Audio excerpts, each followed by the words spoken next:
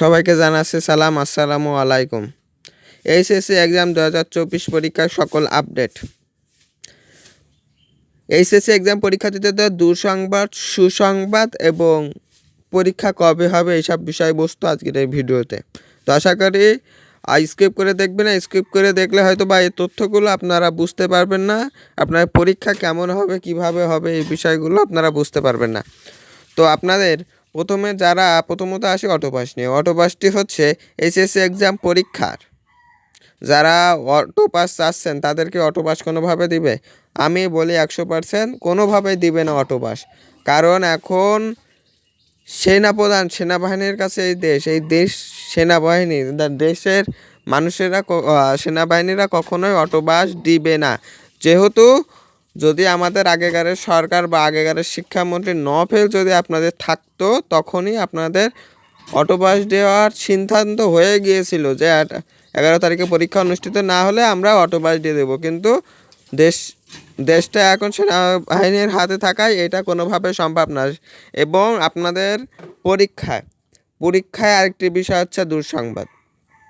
পরীক্ষা যেগুলো হওয়ার কথা সেইগুলো আপনাদের কঠিন অবস্থায় প্রশ্নগুলো হবে।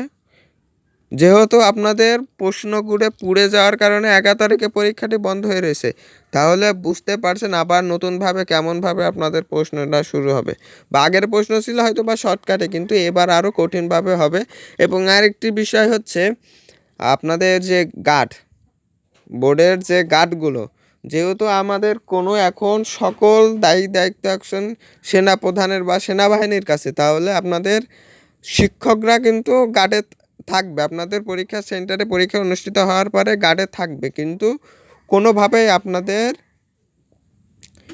পরীক্ষায় আপনারা যারা আগে দেখাদেখি করে কোনো একটা সংগ্রহ করে আরেকজনের কাছ থেকে সংগ্রহ করে সকল বিষয়বস্তু আপনাদের মাঝে তুলে দিত, স্যারেরা কিছু ছাড়ও দিত, কিন্তু ওইটা আর হবে না। স্যারেরাও থাকবে, কিন্তু প্রত্যেকটা কেন্দ্রে সেনাবাহিনী একটা করে থাকবে প্রত্যেকটা ক্লাসে। তা আমি আবারও বলি, আপনারা যেমনভাবে প্রস্তুতি নিচ্ছেন তার থেকে দ্বিগুণভাবে প্রস্তুতি নিন, তার থেকে দ্বিগুণ, নাহলে আপনারা খুবই বিপজ্জনকভাবে থাকবেন। এবং আমি বলতে পারি এবার পরীক্ষায় না হলেও এবার এইচএসসি এক্সামের পরীক্ষার্থীর পাশের সংখ্যাও খুব কম আসবে। আমাদের আগের যেরকম ওই 54%, 56%, 95% পাশের হার থাকতো না, তেমনভাবে কোনোভাবে পাশের হার এখন আর বাড়বে না। আপনাদের ধরেন 2টা সাবজেক্টে ফেল গেলেও পাস করিয়ে দিত, কিন্তু এখন এটা কোনোভাবে সম্ভব না। যেহেতু আপনাদের রিটেন সাইডে খাতাগুলো দেখবে, কিন্তু ওখান থেকে স্যারেরা ধরে দিল বোর্ডে যদি 2 থেকে 3টে খাতা আপনাদের ফেল যায়, তাহলে কোনোভাবে পাস করার সম্ভাবনাই নেই।